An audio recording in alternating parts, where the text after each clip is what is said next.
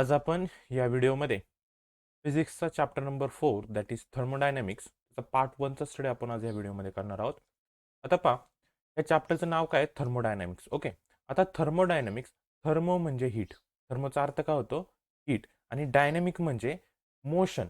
Dynamics म्हणजे काय असतं? मोशन. म्हणजेच काय? ती हीट असते कोणत्याही सबस्टन्सची, ती मोशनमध्ये असते. आता मोशनमध्ये कशी असेल हीट? हीट मोशनमध्ये असणे म्हणजे एका सबस्टन्सकडून दुसऱ्या सबस्टन्सकडे हीट काय होणे? ट्रान्सफर होणे.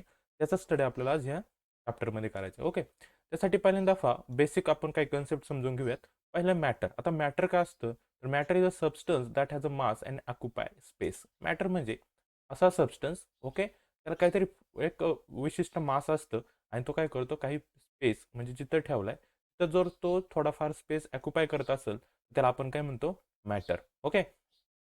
त्यानंतर पुढचं आहे की थर्मल प्रॉपर्टीज ऑफ मॅटर काय असतात. आता हा जो मॅटर पाहिलाय याच्या काही थर्मल प्रॉपर्टीज म्हणजे रिलेटेड टू हीट. त्यातली फर्स्ट आहे काय की temperature is the most important factor. कोणत्याही ज्यावेळेस आपण मॅटरचा किंवा सबस्टन्सचा विचार करतो त्यावेळेस एक मेन कन्सेप्ट येतो तो पहिल्यांदा की टेम्परेचर. ओके. हा टेम्परेचर त्याच्यातलं एक मेन फॅक्टर आहे. आणि जर आपल्याला कोणत्याही मॅटरच्या थर्मल प्रॉपर्टी जर पाहिजे असेल तर तिथं टेम्परेचरचा विचार करणे गरजेचे आहे. ओके. आता temperature define the states of matter. आता टेम्परेचरवरून ह्या मॅटरच्या स्टेट्स ठरतात. ओके. म्हणजे तो मॅटर सॉलिड आहे, लिक्विड आहे की गॅस आहे हे त्या टेम्परेचरवरून ठरतं. आपल्याला माहिती आहे की सॉलिडला जर आपण जास्त टेम्परेचर दिलं तर त्याचं काय बनतं? हीट बनतं. म्हणजे इथं काय होते? त्या मॅटरची स्टेट चेंज होते. कधी? ज्यावेळेस आपण त्याचं टेम्परेचर इन्क्रीज करतो. अजून जर टेम्परेचर इन्क्रीज केलं लिक्विडचं तर त्याचं काय बनतं? गॅस बनतं. हेच टेम्परेचर आपण लो केलं तर हे रिव्हर्स प्रोसेसला येतं. म्हणजे याच्यात काय चेंज होतात? स्टेट चेंज होतात. म्हणून टेम्परेचर काय मेन कन्सेप्ट आहे मॅटरचा. ज्यावेळेस आपण स्टडी करतो त्यात मेन कन्सेप्ट काय त्याचा? टेम्परेचर. का? तर टेम्परेचर त्या मॅटरची स्टेट चेंज करू शकतो. त्यावेळेस आपण टेम्परेचर चेंज करतो म्हणजे इन्क्रीज करतो किंवा डिक्रीज करतो त्यावेळेस त्या मॅटरची काय होते? स्टेट चेंज होते. ओके. आता आपल्याला या चॅप्टरमध्ये याच्या काही थर्मल प्रॉपर्टीजचा स्टडी करायचा आहे किंवा आपल्याला याचे बेसिक थर्मल प्रॉपर्टीज पण आपल्याला माहिती की any property of a matter related to application of heat energy. कोणती प्रॉपर्टी असेल मॅटरची ती काय ते हीट एनर्जीच्या रिलेटेड असते. म्हणजे कोणताही मॅटर असेल त्याच्या आतमध्ये इनसाइड म्हणजे त्याला जी काय इंटरनल एनर्जी असते ती कोणती असते? हीट. हीट काय असते? त्याची इंटरनल एनर्जी असते कोणत्याही मॅटरची. ओके. मग त्याच्या प्रॉपर्टी असतात की कॅलोरीमीटर. आता जो कॅलोरीमीटर असतो त्यात पण हीटचा यूज केला जातो. बरोबर. म्हणजे एखाद्या मॅटरचा आपण ज्यावेळेस चेक करतो टेम्परेचर किंवा हीट चेंज चेक करतो त्यासाठी एक डिव्हाइस आहे कोणतं? कॅलोरीमीटर. एक त्याचं ॲप्लिकेशन आहे. त्यानंतर चेंज ऑफ स्टेट आपण आत्ताच पाहिलं सॉलिड लिक्विड गॅस या स्टेट चेंज होतात कशामुळं? हीटमुळं किंवा टेम्परेचरमुळं. त्यानंतर हीट ट्रान्सफर होते. आता हीट ट्रान्सफर म्हणजे काय असतं पहा, दोन ऑब्जेक्ट असं कन्सिडर करा. ऑब्जेक्ट ए आणि ऑब्जेक्ट बी आहे. ओके. आणि एक ऑब्जेक्ट तो ए ऑब्जेक्ट हा खूप हॉट आहे आणि बी ऑब्जेक्ट आहे हा काय? कोल्ड आहे. आता हॉट आहे म्हणजे याचं टेम्परेचर कसं आहे? जास्त आहे आणि कोल्ड याचं म्हणजे टेम्परेचर कसं आहे? कमी. आता ह्या दोन सबस्टन्सचा जर आपण विचार केला तर कुठून कुठे हीट ट्रान्सफर होते? तर ज्या सबस्टन्सचं किंवा मॅटरचं टेम्परेचर हाय असतं त्याच्याकडून ज्याचं टेम्परेचर लो असतं त्याच्याकडे काय होते? हीट ट्रान्सफर होते. ओके. त्यानंतर न्यूटन्स लॉ ऑफ कुलिंग जो आहे त्यामध्ये सुद्धा हीटचा हे जे ॲप्लिकेशन आहे न्यूटन्स लॉ ऑफ कुलिंग ते सुद्धा हीट एनर्जीचा यूज होतो किंवा थर्मल एक्सपान्शन असेल. आता थर्मल एक्सपान्शन म्हणजे काय? आपण ज्यावेळेस आयन घेतलं त्याला ज्यावेळेस आपण काय करतो? हीट करतो त्यावेळेस काय होतं? याचा आकार वाढत जातो. म्हणजे हा काय होतो? एक्सपांड होतो. काय एक्सपांड होतं? तर कोणताही मॅटर पहा, मॅटरच्या आतमध्ये ज्याचे जे काही मॉलिक्युल्स असतात इनसाइड ते काय होतात? हीट झाल्याच्या नंतर एक्सपांड होतात आणि हे जर मॉलिक्युल एक्सपांड झाले तर बाहेरचा मॅटर सुद्धा काय होतो? एक्सपांड होतो. समजलं? हे काही ॲप्लिकेशन्स आहेत as a in the form of properties. Okay. त्यानंतर पहा, आता ज्या चॅप्टरचा आपल्याला स्टडी करायचा आहे थर्मोडायनॅमिक्स त्याचा अर्थ काय होतो तो समजून घेऊयात. आता थर्मोडायनॅमिक्स म्हणजे काय असतं? तर thermodynamics is the branch of physics. फिजिक्सची एक ब्रँच आहे थर्मोडायनॅमिक्स. याच्यात सगळ्या हीटच्या रिलेटेड स्टडी ज्याच्यात केला जातो तो थर्मोडायनॅमिक्स. काय? Thermodynamics is the branch of physics that deals with the concept of heat. त्याच्यात कशाचा स्टडी केला जातो? तर सगळे जे कन्सेप्ट असेल related to heat and temperature. Okay. And interconversion of heat and other forms of energy. कशाचा study केला जातो थर्मोडायनॅमिक्समध्ये? हीटचा स्टडी केला जातो, टेम्परेचरचा स्टडी केला जातो. त्याचं इंटर कन्व्हर्जेशन असेल म्हणजे solid to liquid, liquid to gas हे टेम्परेचरवर डिपेंड आहे ना. हे interconversion of heat and other forms of energy. बाकी त्याची जी काही इंटरनल एनर्जी असेल, कायनेटिक एनर्जी किंवा पोटेन्शियल एनर्जी असेल त्याचा ज्याच्या स्टडी केला जातो त्याला आपण काय म्हणतो? Thermodynamics. Okay. In this we study the conversion of work into energy as a heat. आता ह्या चॅप्टरमध्ये आपण काय पाहणार आहे, जे काय सिस्टीम वर्क करणार आहे त्याचं एनर्जीमध्ये कसं कन्व्हर्जन होतं ते आपल्याला स्टडी करायचं आहे. आणि आत्ताच सांगितलं आधी की हीट काय एक टाईपची energy, heat is the form of energy. Okay, पुढं पहा. आता थर्मल इक्विलिब्रियम म्हणजे काय असतं, तर त्याचा एक मेन कन्सेप्ट समजून घ्या. थर्मल इक्विलिब्रियमचा कन्सिडर करा, हा एक ऑब्जेक्ट आहे आणि हा एक ऑब्जेक्ट आहे. आता याचं टेम्परेचर आहे असं कन्सिडर करा 100 डिग्री सेल्सिअस आणि याचं टेम्परेचर आहे 60 डिग्री सेल्सिअस. ओके, आणि काय केलं, हे दोन ऑब्जेक्ट काय केले आपण कॉन्टॅक्टमध्ये आणले. काय केले, हे दोन ऑब्जेक्ट कॉन्टॅक्टमधले आणले. तर काय होणार, मी आता सांगितलं हीट कुठून कुठं ट्रान्सफर होते. ज्या ऑब्जेक्टचं टेम्परेचर हाय आहे त्याच्याकडून ज्या ऑब्जेक्टचं टेम्परेचर लो आहे त्याच्याकडे हीट काय होते, ट्रान्सफर होते. म्हणजे higher concentration to lower concentration heat काय होत असते, ट्रान्सफर होत असते. आता हे जे 100 डिग्री सेल्सिअसचा जो सबस्टन्स आहे आणि हा जो 60 डिग्री सेल्सिअसचा सबस्टन्स आहे, याला ज्यावेळेस आपण कॉन्टॅक्टमध्ये आणतो त्यावेळेस काय होतं, या 100 डिग्री सेल्सिअसमधून या 60 डिग्रीच्या सबस्टन्सकडे काय होते, ही ट्रान्सफर होते. कुठपर्यंत ही ट्रान्सफर होणार आहे, जोपर्यंत ह्या दोन्हींचं टेम्परेचर सेम होत नाही. ओके, ज्यावेळेस आता याचं समजा 80 डिग्री सेल्सिअस झालं देऊन आणि याचं काय झालं 80 डिग्री सेल्सिअस झालं, म्हणजे काय झालं, दोन्हींचं टेम्परेचर काय झालं, सेम झालं. अशी जी कंडिशन असते त्यालाच म्हणतात थर्मल इक्विलिब्रियम. काय म्हणतात, थर्मल इक्विलिब्रियम. म्हणजे काय, त्याचं टेम्परेचर दोन्हीचं काय म्हणे, इक्वल म्हणे. इक्वल म्हणजेच इक्विलिब्रियम, समजलं. आता पहा, two system in thermal contact with each other are in thermal equilibrium if they do not transfer heat between each other. म्हणजे आता ज्यावेळेस 100 डिग्री सेल्सिअसमधून 60 डिग्री सेल्सिअसमध्ये हीट ट्रान्सफर होत होती, आता हे किती वेळापर्यंत होणार आहे, जोपर्यंत त्याचं टेम्परेचर सेम होत नाही तोपर्यंत. एकदा की दोन्ही ऑब्जेक्टचं टेम्परेचर सेम झालं तर हीट ट्रान्सफर होण्याची थांबते. आणि जिथं हीट ट्रान्सफर होण्याची थांबते त्या कंडिशनला आपण काय म्हणतो, इक्विलिब्रियम कंडिशन म्हणतो. काय म्हणतो, इक्विलिब्रियम कंडिशन, समजलं. Heat is transferred from higher concentration to lower concentration. Heat कुठून कुठं ट्रान्सफर होते, तर हायर कॉन्सन्ट्रेशन कडून लोअर कॉन्सन्ट्रेशनकडे ट्रान्सफर होत असते. The transfer of heat occur still level of heat content become equal in the both substance. कुठपर्यंत होते तर आता सांगितलं, तोपर्यंत दोघांचे टेम्परेचर किंवा हीट इक्वल होत नाही तोपर्यंत हीट ट्रान्सफर चालू असते. When two substance are in the same temperature then we can say that they are in a equilibrium condition. ज्यावेळेस दोन्हीचं टेम्परेचर सेम होतं त्याच कंडिशनला आपण काय म्हणतो, इक्विलिब्रियम कंडिशन म्हणतो. समजले, थर्मल इक्विलिब्रियम काय इम्पॉर्टंट कॉन्सेप्ट आहे, लक्षात ठेवायचं आहे. जास्तीत जास्त तुम्ही हा लिहिताना अशी थोडी छोटीशी एक डायग्राम पण दाखवू शकता तुमच्या अंदाज. याच्यात असं वॉटर वगैरे दाखवा, ओके, त्याचं टेम्परेचर दाखवा आणि हीट कुठून कुठं ट्रान्सफर होते इथं लिहायचं, असं एरो दाखवायचा आणि इथं म्हणायचं हीट ट्रान्सफर आणि इथं हायर कॉन्सन्ट्रेशन आणि इकडच्या ऑब्जेक्टला लोअर कॉन्सन्ट्रेशन लिहा. समजले, थर्मल इक्विलिब्रियम काय असतं. नंतर पहा पुढं, आता पाहायचं आपल्याला ह्याच इक्विलिब्रियम कंडिशनवर डिपेंड आहे झिरोथ लॉ. हा थर्मल इक्विलिब्रियमच्या कंडिशनवर डिपेंड आहे, झिरोथ लॉ ऑफ थर्मोडायनामिक्स. आपण विचारला जाऊ शकतो एक्झामला. ओके, पहा, it uses concept of thermal equilibrium. या झिरोथ लॉ हा पूर्णपणे थर्मल इक्विलिब्रियमचे कन्सेप्ट काय करतो, यूज करतो. It helps in defining the concept of temperature scale. Temperature scale सुद्धा आपल्याला याच्यावरून समजतं. आता याने काय सांगितले बघा झिरोथ लॉ मध्ये, if two systems are each in thermal equilibrium. तर दोन सिस्टीम घेतल्या, त्या जर थर्मल इक्विलिब्रियम मध्ये असेल विथ थर्ड, कोणाबरोबर, थर्ड सिस्टीम बरोबर. असं कन्सिडर करा, ए एक सिस्टीम आहे, बी एक सिस्टीम आहे आणि सी एक सिस्टीम आहे. आता ह्या दोन जे ए आणि बी ह्या दोन सिस्टीम आहेत त्या थर्मल इक्विलिब्रियम आहे कोणाबरोबर, या सी बरोबर, असं कन्सिडर करा. Okay, are also in the thermal equilibrium. या दोन आधीच्या थर्मल इक्विलिब्रियम होत्या, या दोन्ही जर सी बरोबर थर्मल इक्विलिब्रियमला असेल, या तिन्ही सिस्टीम का असतात, एकमेकांशी इक्विलिब्रियम कंडिशनला असतात. समजलं. आता measuring temperature from thermometer is working on principle of zeroth law. जे आपण थर्मोमीटरने टेम्परेचर मेजर करतो ते कशावर डिपेंड असतं, झिरोथ लॉवर डिपेंड असतं. Okay, the study of measuring temperature is called as the thermodynamics. आणि जिथं आपण टेम्परेचर मेजर करतो त्याला म्हणतात थर्मोडायनामिक्स. ओके, इथं दिले 5 स्कीम. ए आणि सी या थर्मल इक्विलिब्रियमला आहे, ए आणि बी जर थर्मल इक्विलिब्रियमला असेल याचा अर्थ काय झाला पहा. पहिल्यांदा ए आणि सी ह्या दोन बॉडी थर्मल इक्विलिब्रियमला होत्या, त्यानंतर ए आणि बी ह्या दोन बॉडी थर्मल इक्विलिब्रियम झाल्या, याचा अर्थ होतो ह्या तिन्ही पण बॉडी काय थर्मल इक्विलिब्रियम, मग बी आणि सी काय होतो, थर्मल इक्विलिब्रियम होतो. आपण जे पाहिले ना, तर ए इक्वल टू बी असेल, okay, A equal to C असेल तर आपण काय म्हणू शकतो, बी इक्वल टू सी. म्हणजे सगळेच काय झाले, एकमेकाला इक्वल झाले. ही सगळं आहे आपली थर्मल इक्विलिब्रियमची कंडिशन. समजलं. त्या फिगरमध्ये आपल्याला दिले तर काय, figure shows the schematic representation of a zeroth law of thermodynamics.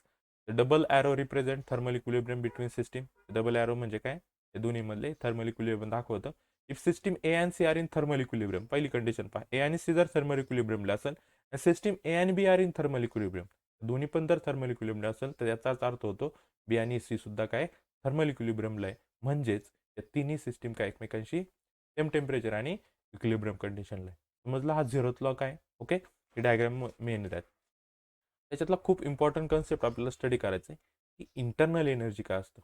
खूप मेन आहे इंटरनल एनर्जी. पहा आता every system consist of a large number of molecule. कोणती पण सिस्टीम घ्या, कोणता पण ऑब्जेक्ट घ्या, काही पण घ्या, त्याच्यात काय असतात लार्ज नंबर ऑफ मॉलिक्युल्स असतात. ओके, तर internal energy define as, internal एनर्जीची डेफिनेशन काय, it is define as the energy associated with random disordered motion of molecule pay system. काय सांगितलंय, इंटरनल एनर्जी म्हणजे काय असते, कोणत्याही सबस्टन्सची जी एनर्जी असते विथ कोणाबरोबर, जी कशी असेल, रँडम मोशनमध्ये असेल, डिसऑर्डर्ड मोशनमध्ये असेल, of molecule of a system, त्या मॉलिक्यूलची इंटरनल एनर्जी त्या सबस्टन्सच्या आतमध्ये, हा सबस्टन्स आहे त्याच्यामध्ये काही असे मॉलिक्यूल्स आहेत आणि हे मॉलिक्यूल्स काय समजा असं कन्सिडर करा रँडम मोशनला आहे आणि कुठं पण आहे डिसऑर्डर कंडिशन पोझिशनला आहे, त्याच्यामध्ये जी काही इंटरनल एनर्जी असते, त्यांची जी काही एनर्जी असते त्यालाच आपण इंटरनल एनर्जी म्हणतो. समजलं. Internal energy is a total energy of all atoms and molecule present in the body. ह्या बॉडीमध्ये असणाऱ्या सगळ्या मॉलिक्यूलची एनर्जी त्यालाच आपण काय म्हणतो, इंटरनल एनर्जी म्हणतो. समजलं. आता ही जी काही इंटरनल एनर्जी असते तिला आपण युने शो करतो, is the sum of energy of all the molecules in the system. आता सांगितलं याच्यात समजा 10 मॉलिक्युल आहे, ह्या 10 मॉलिक्युलची एनर्जी एकत्र केली तर ती काय होते, त्याची टोटल इंटरनल एनर्जी बनते. Okay, if we add up all the kinetic energy of the all the molecules we get the internal energy of the system. एक टोटल सिस्टीम आहे बरोबर, या सिस्टीमच्या मध्ये कितीही मॉलिक्युल असू द्या, फक्त ह्या सगळ्या मॉलिक्युलची जर आपण ज्यावेळेस सगळी कायनेटिक एनर्जी, कारण आत सिस्टीमच्या आतमध्ये किंवा मॉलिक्युल्स जे असतात काय असतात, कायनेटिक एनर्जी म्हणजे रँडम मोशनला असतात, मुव्हेबल असतात, ते कधी एका जागेवर नसतात. याची जर कायनेटिक एनर्जी असते ती जर आपण ऍड केली तर आपल्याला काय भेटते, इंटरनल एनर्जी भेटते. समजलं. आता पहा याच्यात एक आहे की मोनो ॲटॉमिक गॅसेस जे असतात, मोनो ॲटॉमिक म्हणजे सिंगल, जे आपण म्हणतो ना एकच ॲटम असेल त्याच्यात असे, नायट्रोजन आहे, सोडियम आहे, हे जे काय मोनो ॲटॉमिक आहे, आता हे मॉलिक्यूल झाले. गॅसेस आपल्याला स्टडी करायचे, हायड्रोजन असेल, ऑक्सिजन असेल, हे जे मोनो ॲटॉमिक गॅसेस आहे त्यांची internal energy is a translational kinetic energy. त्याच्यात कोणती कायनेटिक एनर्जी असते, ट्रान्सलेशनल, हे लक्षात ठेवायचं. मोनो ॲटॉमिक गॅसेस असेल तर ट्रान्सलेशनल कायनेटिक एनर्जी.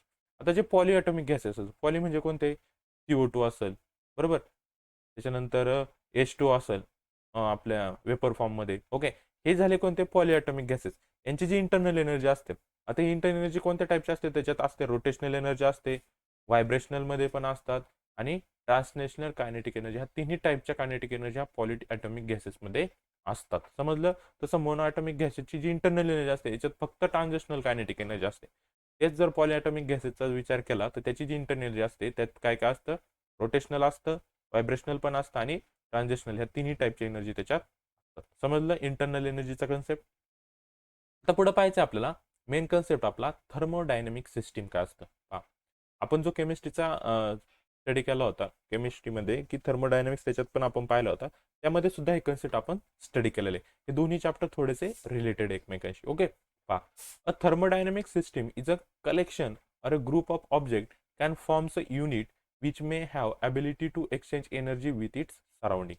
आता सिस्टीम काय असतं, थर्मोडायनेमिक सिस्टीम म्हणजे काय, it is a collection or a group of object. He system आहे, त्याच्यामध्ये खूप असे ऑब्जेक्ट आहे आतमध्ये, त्यांचं सगळ्यांचं कलेक्शन आहे, म्हणजे ती आहे system. Okay, can form a unit which may, आणि हे एकत्र राहतात, युनिटी करून राहतात. Okay, which may have ability to exchange energy, आणि हे काय करतात, एनर्जी एक्सचेंज करतात कोणाबरोबर, याच्या बाहेरच्या एन्व्हायरमेंट बरोबर, म्हणजे सराउंडिंग बरोबर काय करतात, एक्सचेंज करतात एनर्जी. त्याला म्हणतो आपण थर्मोडायनेमिक सिस्टीम. काय असतं थर्मोडायनेमिक सिस्टीम, थर्मोडायनेमिक सिस्टीम काय आहे, it's a collection of or the group of object can form a unity which may have the ability to exchange energy with its surrounding.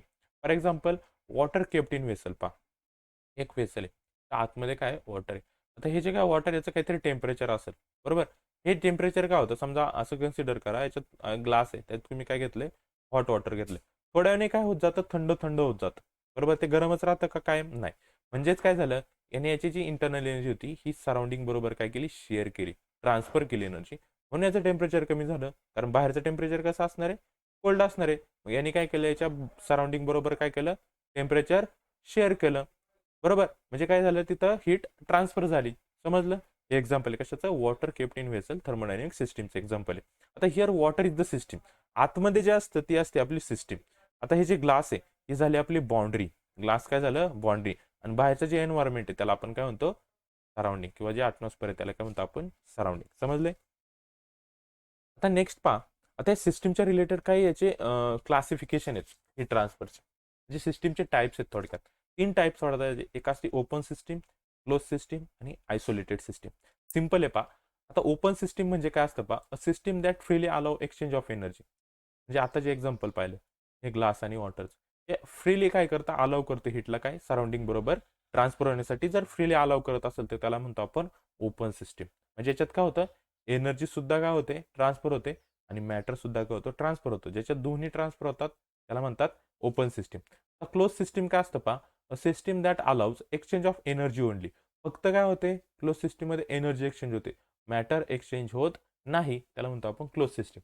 Isolated system म्हणजे ज्यात energy पण आणि matter दोन्हीही exchange होत नाही. Heat म्हणजेच आपली एनर्जी, बरोबर. दोन्ही जिथं एक्सचेंज होत नाही त्याला आयसोलेटेड सिस्टीम म्हणतो. समजलंय. 3 सिस्टीम. ओपन सिस्टीम ज्यात एनर्जी आणि मॅटर दोन्ही पण काय होतं सराउंडिंग बरोबर एक्सचेंज होतं. क्लोज सिस्टीम म्हणजे ज्यात फक्त एनर्जी एक्सचेंज होते, मॅटर एक्सचेंज होत नाही, त्याला क्लोज सिस्टीम म्हणतात. आणि आयसोलेटेड सिस्टीम म्हणजे ज्यात हीट एनर्जी सुद्धा ट्रान्सफर होत नाही आणि मॅटर सुद्धा ट्रान्सफर होत एक्सचेंज होत नाही, त्याला आपण काय म्हणतो आयसोलेटेड सिस्टीम म्हणतो. ओके. काय इथं दिलेले पहिली ओपन सिस्टीम ज्यात हीट आणि मॅटर दोन्ही पण सराउंडिंगकडे गेलं. क्लोज सिस्टीम यात फक्त हीट गेली, आणि ही जी आयसोलेटेड असते याच्यात हीटही जात नाही आणि मॅटर सुद्धा एक्सचेंज होत नाही, त्याला आपण आयसोलेटेड सिस्टीम म्हणतो. समजले.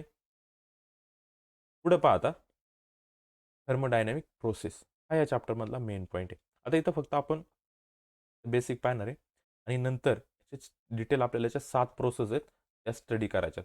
त्याच्यात रिव्हर्सिबल इरिव्हर्सिबल प्रोसेस असेल, ॲडियाबॅटिक प्रोसेस असेल, त्यानंतर आयसोकोरिक प्रोसेस, आयसोथर्मिक प्रोसेस, ह्या प्रोसेस आपल्याला नंतर स्टडी करायचा आहे चॅप्टरमध्ये. त्यात फक्त आता आपण बेसिक पाहणार आहे. पहा, थर्मोडायनॅमिक प्रोसेस म्हणजे काय असतं, तर it is the process in which the thermodynamic state of system is change. जिथं काय होतं, जी थर्मोडायनॅमिक सिस्टीम आहे त्याच्या स्टेट जिथं चेंज होतात ती प्रोसेस म्हणजे आपली काय झाली थर्मोडायनॅमिक प्रोसेस. म्हणजे पहा, सॉलिड असेल, सॉलिडमधून लिक्विडमध्ये कन्वर्ट करताना काय ते प्रोसेस होते ना, ही प्रोसेस सुद्धा काय झाली थर्मोडायनॅमिक प्रोसेस. म्हणजे जिथं टेम्परेचर आलं तिथं थर्मोडायनॅमिक प्रोसेस आली, आणि टेम्परेचरनेच काय होतं स्टेट चेंज होतात, म्हणजे ही काय झाली आपली थर्मोडायनॅमिक प्रोसेस झाली. समजलं. For example, water filled in vessel when boiled it system that is water state get change. ज्यावेळेस आपण वॉटर बॉईल करतो, आधी वॉटर असतं लिक्विड फॉर्मला, वॉटर काय असतं लिक्विडमध्ये असतं, त्याला हीट केल्याच्यानंतर त्याचे काय बनतात वेपर, वेपर बनतात म्हणजे काय बनतो गॅस. इथं काय झालं त्याची स्टेट चेंज झाली, तीच असते आपली थर्मोडायनॅमिक प्रोसेस. तर we can describe the state of system by using temperature. आता हे कशावरून आपण स्टेट कशावरून डिफाईन करतो याची, त्याचं टेम्परेचरवर ठरतं, त्याच्या प्रेशरवर किंवा त्याचं व्हॅल्यूम, त्याच्यावर त्याच्या स्टेट्स ठरतात. म्हणजे तो सॉलिड आहे, तो लिक्विड आहे की गॅस आहे, ह्या 3 मेन कॉन्सेप्टचा विचार करून त्याचे आपण स्टेट ठरवतो. समजलं. आता नेक्स्ट, आता आपल्याला स्टडी करायचा आहे हीट. हीट काय असतं पहा, कारण आपण थर्मोडायनॅमिकचा स्टडी करतोय त्यासाठी आपल्याला हीटचा कन्सेप्ट माहिती असणं गरजेचं आहे. आधीच आपण पाहिलं हीट काय एक टाईपची एनर्जी आहे, बरोबर. आता याच्यात दोन आपल्याला व्हॅल्यू कन्सिडर करायचे. काय, टी एस. टी एस म्हणजे टेम्परेचर ऑफ सिस्टीम, म्हणजे आतमध्ये, बरोबर. जे आतमध्ये काय असतं सिस्टीम असतं, बाहेर काय असतं सराउंडिंग, आणि मध्ये काय असतं बाउंड्री. सिस्टीमचं टेम्परेचर त्याला आपण काय म्हणतो टी एस म्हणतो. सराउंडिंगचं टेम्परेचर असेल किंवा एन्व्हायरमेंटचं त्याला आपण टी ई म्हणतो. समजलं. आणि इट इज ट्रान्सफर, कुठपर्यंत ट्रान्सफर होते, जोपर्यंत या दोन्हीचं टेम्परेचर इक्वल होत नाही तोपर्यंत त्याची हीट ट्रान्सफर होते, आणि ज्यावेळी इक्वल होतं त्याला आपण थर्मल इक्विलिब्रियम म्हणतो. समजलं. आता रिमेंबर धिसमध्ये आपल्याला काही कन्सेप्ट दिलाय पहा. Transfer of energy takes place, ज्यावेळेस एनर्जी ट्रान्सफर होत असते between a system and its environment, we observe the following convention. काय काय कन्व्हेन्शन होतात पाहायच्यात. तर when the energy is transfer to a system from its environment. पहा काय सांगितले, ज्यावेळी ही सिस्टीम आहे, ज्यावेळेस एन्व्हायरमेंटकडून सिस्टीमला एनर्जी भेटत असते, काय एन्व्हायरमेंटकडून सिस्टीमला एनर्जी भेटत असते, त्यावेळेस त्याला आपण पॉझिटिव्ह एनर्जी म्हणतो. काय म्हणतो त्याला आपण पॉझिटिव्ह एनर्जी. आणि ज्यावेळेस सिस्टीमकडून एन्व्हायरमेंटला एनर्जी जात असते त्यावेळेस त्याला आपण निगेटिव्ह एनर्जी म्हणतो. काय म्हणतो त्याला आपण निगेटिव्ह एनर्जी म्हणतो. हे 2 पॉईंट आपल्या याच्यात दिले, लक्षात ठेवायचं. पहा, ज्यावेळेस एन्व्हायरमेंटकडून सिस्टीमच्या आतमध्ये एनर्जी येते त्याला आपण पॉझिटिव्ह एनर्जी म्हणतो, किंवा गेन झाला असं म्हणतो. सिस्टीमने एनर्जी काय केली गेन केली असं म्हणतो. जेव्हा सिस्टीममधली एनर्जी बाहेर जाते त्यावेळेस त्याला निगेटिव्ह एनर्जी म्हणतात, किंवा सिस्टीमने एनर्जी काय केली लॉस केली. हे नीट लक्षात ठेवायचे 2 कॉन्सेप्ट. ओके. पहा आता पुढं, हीट ट्रान्सफर काय असतं, जे आपल्याला 3 केसेस स्टडी करायच्यात. पहा, पहिल्यांदा कन्सिडर करा की आपण जे इथं वापरणार आहे डायग्राममध्ये त्यातला क्यू असणार आहे आपली हीट एनर्जी जी ट्रान्सफर होते सिस्टीम आणि एन्व्हायरमेंटमध्ये. टी एस आत्ता सांगितलं हीट आणि टेम्परेचर असतं सिस्टीमचं आणि टी असेल आपलं टेम्परेचर ऑफ एन्व्हायरमेंट. याच्यात फर्स्ट कंडिशन आहे पहा, ते काय दाखवलं आहे की इथं इथं आपल्याला कंडिशन दिली की T S is less than T, म्हणजे बाहेरचं टेम्परेचर जास्त आहे. बरोबर, बाहेरचं टेम्परेचर काय जास्त आहे. मग आपल्याला माहिती आहे हीट एनर्जी कुठून कुठं ट्रान्सफर होते, higher concentration to lower concentration. आता आपल्याला इथं कंडिशन काय दिली की T S less than T, याचा अर्थ काय झाला, टीचं टेम्परेचर खूप जास्त आहे म्हणून हीट काय होणार आहे, हायर कॉन्सन्ट्रेशनकडून लोअर कॉन्सन्ट्रेशनकडे ट्रान्सफर होणार आहे. समजलं. म्हणजेच बाहेरून जर सिस्टीमकडे हीट येत असेल तर आपण आत्ताच पाहिलं कोणत्या टाईपची एनर्जी असते, पॉझिटिव्ह एनर्जी असते. म्हणून इथं म्हटले सिस्टीम गेन एनर्जी, इथं सिस्टीम काय करणार आहे, एनर्जी गेन करणार आहे inside, hence Q is positive. समजली फर्स्ट कंडिशन. सेकंड पहा, आता इथं काय होणार आहे, अपोजिट कंडिशन. आता इथं मगाशी टी जास्त होता, आता इथं T S is greater than असणार आहे टी, म्हणजे सिस्टीमचं टेम्परेचर जास्त आहे, म्हणजे सिस्टीम काय करणार आहे, एन्व्हायरमेंटला एनर्जी देणार आहे. म्हणजे इथं एनर्जी कोणत्या टाईपची झाली, निगेटिव्ह एनर्जी झाली, कारण सिस्टीमने एनर्जी काय केली, तर प्लस केली. System losses energy outside, hence Q is negative, म्हणून इथं क्यू असणार आहे निगेटिव्ह. ओके. त्यानंतर थर्ड याची केस आहे काय, इथं आता काय झालं, इक्विलिब्रियम कंडिशनला आलं, म्हणजे टी एसची जेवढी हीट आहे तेवढीच टीईची हीट आहे, म्हणजे दोन्ही काय झाले, इक्वल झाले. म्हणजे इथं no transfer of heat energy, hence Q काय असणार, इथं झिरो असणार आहे. क्यू काय असणार आहे, झिरो. समजलं. 3 केस. कोणकोणत्या केस पाहिल्या आपण, फर्स्ट केस पाहिली आपण की ज्यावेळेस T E greater than T S होता. सेकंड केस पाहिला आपण T S greater than T E होता. आणि थर्ड केस पाहिली आपण T S equal to T E. ही तर जी पहिली म्हणजे एन्व्हायरमेंटकडे जास्त होती, म्हणजे तर आपल्या पॉझिटिव्ह एनर्जी असणार, म्हणजे सिस्टीम एनर्जी गेन करणार आहे. दुसरी कंडिशन होती ती निगेटिव्ह एनर्जीची होती, त्यात सिस्टीम एनर्जी काय करते, लॉस करते. कंडिशनवर डिपेंड, म्हणजे ते इक्वल असते तिथं क्यू आपला काय असतो, एनर्जी झिरो असते. समजलं. तर आपल्याला काय कन्क्लुजन भेटलं ते पहा, काय की heat as the energy, heat काय एक टाईपची एनर्जी आहे that transfer between system and surrounding. कुठं ट्रान्सफर होते, सिस्टीम आणि सराउंडिंग म्हणजेच एन्व्हायरमेंटच्या मध्ये काय होतं असते, ट्रान्सफर होत असते. ड्यू टू टेम्परेचर डिफरन्स, कशामुळे ट्रान्सफर होते, त्या दोन्हीमध्ये असणारा टेम्परेचर डिफरन्स, कोणाकोणामध्ये एन्व्हायरमेंट आणि सिस्टीममध्ये जो टेम्परेचर डिफरन्स असतो त्यामुळे हीट काय होते, ट्रान्सफर होते. That exist between that two system, आणि ह्या फक्त त्या दोन सिस्टीममध्येच आपल्याला पाहायला भेटते. समजलंय. हीटचा कन्सेप्ट, त्या 3 केसेस नीट लक्षात ठेवायचं. जर क्वेश्चन विचारला हीटचा आपल्याला, तर हे लिहायचं, हे 3 केसेस एक्सप्लेन करायच्यात. ओके. त्यानंतर पहा पुढचा पॉईंट आहे की change in internal energy of a system. सिस्टीमची इंटरनल एनर्जी कशा पद्धतीने चेंज होते, त्याचे 2 वेज आहेत. आता पहा, system can change it's energy. आता एनर्जी चेंज कशी होणार आहे, एक तर तो लॉस केल्यामुळे, एनर्जी लॉस झाल्यामुळे चेंज होईल, किंवा गेन झाल्यामुळे चेंज होईल हीट एनर्जी. समजलं. To or from the environment, एक तर एन्व्हायरमेंटला एनर्जी दिली म्हणजे एनर्जी लॉस झाली, किंवा एन्व्हायरमेंटकडून एनर्जी घेतली म्हणजे एनर्जी काय गेन झाली. त्याच वेळेस काय होणार, त्याची इंटरनल एनर्जी सिस्टीमची चेंज होणार आहे. त्याचे 2 टाईप आहे पहा. पहिल्यांदा कोणत्या, पहिला वे की बाय हिटिंग द सिस्टीम. ज्यावेळेस आपण सिस्टीमला हीट करू, बरोबर, सिस्टीमला ज्यावेळेस आपण हीट करू त्यावेळेस एक एनर्जी चेंज होऊ शकतं, किंवा bye doing the work on system, आणि ज्यावेळेस आपण सिस्टीमवर वर्क करतो त्यावेळेस एक एनर्जी चेंज होते. आता ज्यावेळेस आपण हीट करतो सिस्टीमला त्यावेळेस एनर्जी काय होते, ते लॉस होते, लक्षात ठेवायचं. आणि ज्यावेळेस आपण सिस्टीमवर वर्क करत असतो त्यावेळेस तिथे एनर्जी काय होत असते, गेन होत असते. हा कन्सेप्ट नीट लक्षात ठेवायचा. काय, ज्यावेळेस आपण सिस्टीमला हीट करतो म्हणजे सिस्टीमची एनर्जी काय करतो, आपण बाहेर पाठवतो, म्हणजे तिथं काय झाला, एनर्जीचा लॉस झाला. आणि bye doing the work on system, आणि ज्यावेळेस आपण सिस्टीमवर वर्क करतो त्यावेळेस तिथं सिस्टीम काय करते, एनर्जी गेन करते. समजलं. त्यासाठी 2 डायग्राम दिले पहा. ही फर्स्ट, ज्यावेळेस आपण सिस्टीमला हीट केले पहा, तिथं काय केलं, आपण सिस्टीमला हीट केलं म्हणजे तिथं काय होता, टी 100°C होता. आता हीट काय झाली, सप्लाय टू गॅस, बरोबर, म्हणजे काय झाली, हीट सराउंडिंग बरोबर शेअर व्हायला सुरुवात झाली. कारण सिस्टीमला जर ज्यावेळेस आपण या सिस्टीमला हीट करतो त्याच्या सिस्टीमचं टेम्परेचर वाढतं सराउंडिंगपेक्षा. सिस्टीम काय करतं, हीट सराउंडिंगला द्यायला सुरुवात करतं. मग पाहिजे 200°C टेम्परेचर झालं, म्हणजे सिस्टीमने काय करेल, टेम्परेचर द्यायला सुरुवात केली बाहेर. म्हणजेच काय झालं, इथं हीट काय झाली, लॉस झाली. समजलं. दुसरा, ज्यावेळेस आपण सिस्टीमवर वर्क करतो काहीतरी, म्हणजे पहा इथं हा पिस्टन आहे, ज्यावेळेस आपण याच्यावर प्रेशर टाकतो, बरोबर, प्रेशर टाकल्यामुळे काय होतं, हे जे आतमधले जे मॉलिक्यूल आहे ते काय होतात, कॉम्प्रेस होतात, बरोबर, म्हणजे याचं व्हॉल्यूम कमी होत जातं. पहा इथं व्हॉल्यूम जास्त आहे, व्हॉल्यूम म्हणजे जागा, इथं जागा जास्त आहे, इथं जागा कमी झाली, म्हणजे याच्याकडे एनर्जी काय गेली, वाढत गेली, म्हणजे इथं काय झाली, एनर्जी सिस्टीमची गेन झाली. समजलं. ज्यावेळेस आपण सिस्टीमवर वर्क करतो त्यावेळेस एनर्जीचा गेन होतं, ती असते आपली पॉझिटिव्ह एनर्जी. आणि ज्यावेळेस आपण सिस्टीमला हिट करतो म्हणजे एनर्जी तिथे काय होते लॉस होते म्हणजे ती काय असते निगेटिव्ह एनर्जी असते. समजलं हे कन्सेप्ट. ओके, याच्यावर कन्क्लुजन काय भेटलं की it leads important experiment of thermodynamics. हा एक इम्पॉर्टंट एक्सपेरिमेंट आहे थर्मोडायनॅमिक्स का, कारण थर्मोडायनॅमिक्समध्ये दोनच याचा स्टडी केला जातो, एक असतो हीट एनर्जी आणि दुसरा असतो वर्क. समजलं. त्यानंतर it is related to work done on system and by the system and change in internal energy of the system. याच्यात काय कळतं आपल्याला की सिस्टीमवर वर्क झाले किंवा सिस्टीमने वर्क केलंय. आता हीट दिलं म्हणजे सिस्टीमने काहीतरी वर्क केलं आणि ज्यावेळेस सिस्टीम वर्क करते त्यावेळेस ती एनर्जी लॉस करते आणि ज्यावेळेस बाहेरून कोणतरी सिस्टीम वर्क करतो त्यावेळेस सिस्टीम एनर्जी गेन करते, ती पॉझिटिव्ह एनर्जी असते. समजलं. आणि ह्याच एक्सपेरिमेंटवर डिपेंड आपला पुढचा फर्स्ट लॉ ऑफ थर्मोडायनॅमिक्स जो आपल्याला आता स्टडी करायचा आहे. समजलं.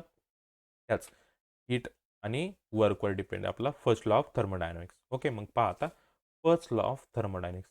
मेन फर्स्ट लॉ ऑफ थर्मोडायनॅमिक्सचा स्टडी करण्याच्या आधी हे लक्षात ठेवा, ज्यावेळी positive work done on by a system, कधी पॉझिटिव्ह वर्क डन होतं सिस्टीमवर आणि ज्यावेळेस निगेटिव्ह वर्क डन होतं आपलं सिस्टीमवर त्यावेळेस काय होतं पहा. ज्यावेळेस सिस्टीमवर वर्क होतं त्यावेळेस वर्क काय असतं पॉझिटिव्ह असतं आणि क्यू काय असतो निगेटिव्ह असतो. कधी ज्यावेळेस सिस्टीम काहीतरी वर्क करते त्यावेळेस सिस्टीम वर्क करते म्हणजे ते झालं पॉझिटिव्ह, पण एनर्जी लॉस होते म्हणजे त्यावेळेस क्यू काय असणार आपलं निगेटिव्ह असणार, हे लक्षात ठेवायचं. आणि ज्यावेळी सिस्टीमवर कोणतरी पहा सिस्टीमने आतून प्रेशर बाहेर लावला ना, पहा पिस्टन मूव्ह होते बाहेरच्या साईडला आणि इथं पिस्टन आतमधल्या साईडला मूव्ह होते म्हणजे बाहेरून कोणतरी सिस्टीमवर वर्क करते.